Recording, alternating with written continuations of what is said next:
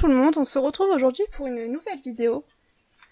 Donc ça va être une vidéo un petit peu particulière parce qu'en fait j'aimerais vous parler de mon évolution en ce qui concerne le coloriage. Parce que donc voilà, comme vous savez, ça fait 5 ans que je colorie, etc.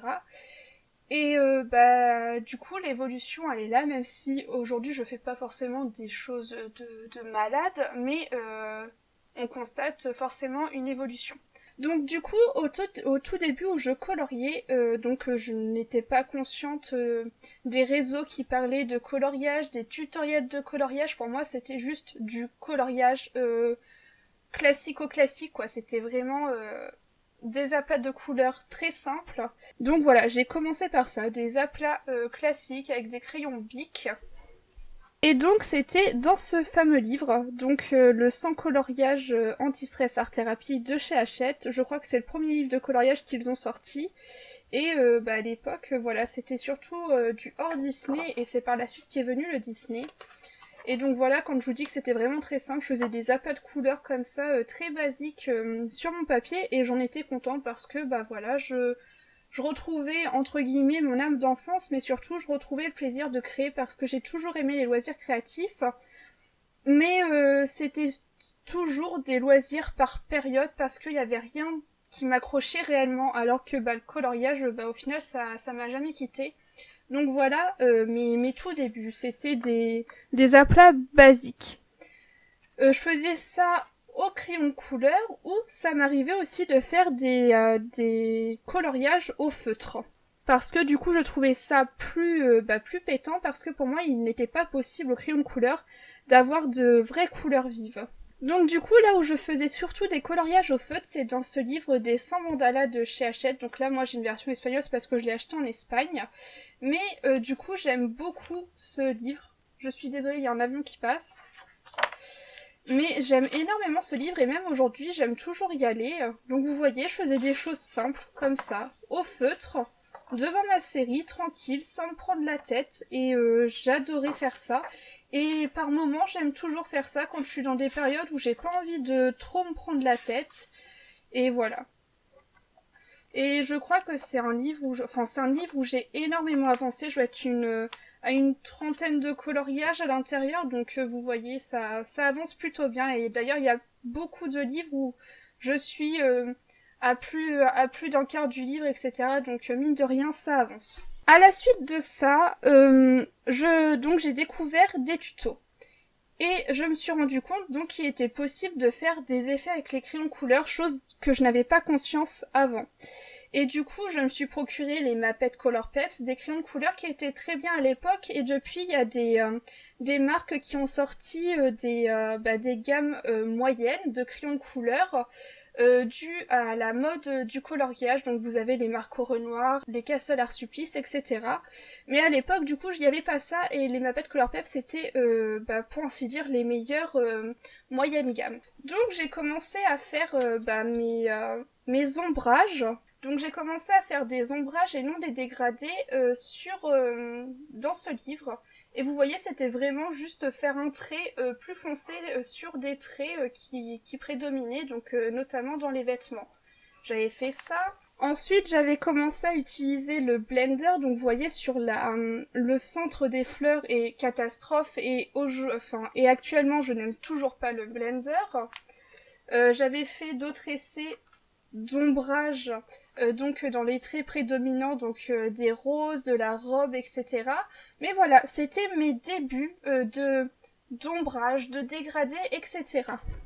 Par la suite, donc, je me suis réellement lancée dans les dégradés, donc des dégradés de couleurs, notamment sur un coloriage de ce livre dont j'étais très très très fière, et quand je le regarde aujourd'hui, je me dis que pour un premier test c'était vraiment pas mal. Donc toujours avec mes Mapette Color Peps, j'avais fait des dégradés, vous voyez, sur les papillons, ça partait du bleu jusqu'au rose. Sur les fleurs, j'ai essayé de faire des dégradés sur les feuilles. Donc bien sûr aujourd'hui quand je regarde ça je me dis qu'il y a eu de l'évolution, mais franchement pour un début c'était vraiment pas mal je trouve, surtout n'ayant pas non plus 46 000 vidéos comme aujourd'hui concernant des dégradés etc. Donc à la suite de ça je me suis beaucoup entraînée sur les dégradés, je me suis améliorée etc. Enfin du moins j'espère. Mais voilà, je me suis beaucoup entraînée, je me suis pas découragée. Je voyais énormément de belles choses sur les réseaux sociaux et justement ça me motivait parce que je me suis toujours dit bah je veux réussir à faire ça etc. Je veux arriver à ce niveau-là et honnêtement il faut vraiment pas se décourager quand on voit le travail des autres. Au contraire faut se dire et bah faut que je m'entraîne. C'est comme le dessin, faut s'entraîner parce que si on arrête de s'entraîner ou si on ne s'entraîne pas et qu'on se décourage, et bah forcément on ne peut pas arriver à progresser dans la technique. Donc à la suite de ça, je me suis dit, tiens, pourquoi pas essayer maintenant de faire des fonds. Et pour moi, la chose la plus simple à utiliser pour faire des fonds, c'était les pastels secs. Du coup, j'avais donc ce livre de cette illustratrice qui était très à la mode à l'époque, et je me suis entraînée sur des fonds. Donc au début, je faisais des fonds simples, voilà, uniformes, au pastel sec.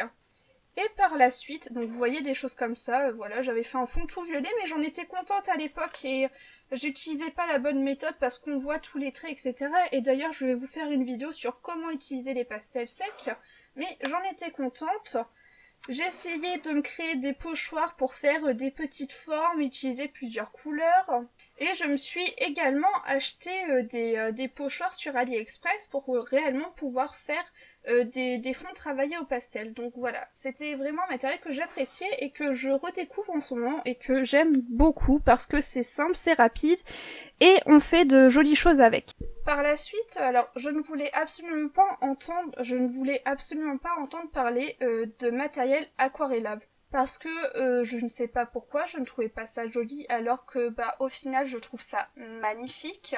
Je pense que c'était surtout parce que j'avais extrêmement peur de voir le résultat. Et donc bah je faisais parfois quelques petites touches par-ci, quelques petites touches par-là. Jusqu'à un moment où j'ai fait un coloriage que j'ai adoré. Il est donc dans ce livre-ci, donc le sans coloriage. J'ai pris mes Art Grip qui sont de Faber-Castell qui sont donc maintenant les Goldfaber Aqua. Et j'ai pris mes Giotto Style Nouveau aquarellables et j'ai fait un coloriage abstrait totalement au crayon aquarellable. Les couleurs sont éclatantes, j'aime énormément et maintenant j'apprécie de plus en plus utiliser le matériel aquarellable. Donc voilà, je m'en étais tenue très longtemps au crayon couleur aquarellable jusqu'à ce que je teste l'aquarelle. Donc au début quand on teste l'aquarelle ça peut paraître compliqué jusqu'à ce qu'on... Alors je ne dis pas que je sais maîtriser l'aquarelle mais du moins j'essaie. Et j'avais donc fait ce petit fond donc à l'aquarelle. Avec une petite palette, j'avais fait des mélanges de couleurs pour avoir de nouvelles teintes, petite projection de gouache et j'avais beaucoup aimé ce coloriage. D'ailleurs, je sais pas si la vidéo est déjà sortie ou si elle va sortir, mais je vous ai fait un tuto fond galaxie sur un autre coloriage dans le livre Mythomorphia. Et parce que c'est vraiment une technique que j'aime beaucoup faire, que ce soit dans ces teintes-là ou dans d'autres teintes.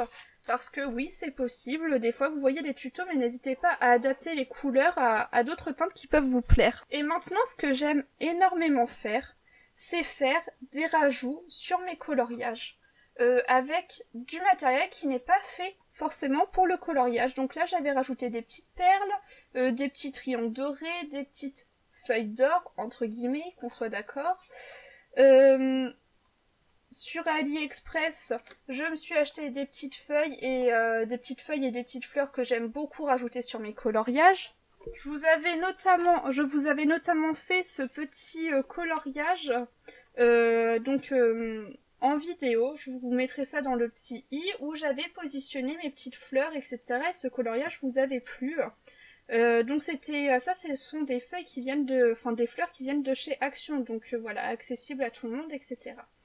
Et voilà, maintenant ce sont des choses que j'aime beaucoup faire quand je vais dans des magasins de loisirs créatifs, c'est me dire tiens, qu'est-ce que je pourrais ajouter dans mon coloriage. J'aime beaucoup découvrir de nouvelles techniques, du nouveau matériel aussi, j'aime beaucoup découvrir ça, que ce soit de base fait pour le coloriage ou non. Et quand je vois mon évolution, enfin ça me fait réellement plaisir parce que maintenant j'aime beaucoup tester les choses alors qu'avant j'étais très réticente à tout ça, alors que maintenant c'est vraiment un réel plaisir de tester tout ce matériel et toutes ces techniques. Donc vraiment, n'hésitez pas, ne vous bloquez pas à vous dire mince mais moi j'arrive pas à faire ça, j'ai pas le même rendu, et bah c'est pas grave, entraînez-vous de nouveau parce que c'est en s'entraînant qu'on peut progresser, et si vous baissez les bras, et bah vous ne pouvez pas progresser. Si vous avez des questions, n'hésitez pas à les poser parce que on est là pour ça, que ce soit moi ou les colocopines ou voilà ou d'autres youtubeuses, on est là pour ça. Donc vraiment n'hésitez pas, si vous avez des interrogations, si vous voulez des tutos en particulier, n'hésitez pas à poser la question.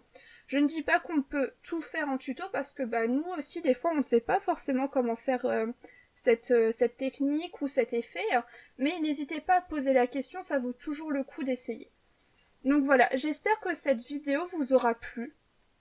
N'hésitez pas si vous voulez, vous aussi, à m'envoyer par message privé votre évolution en coloriage, ça m'intéresserait beaucoup.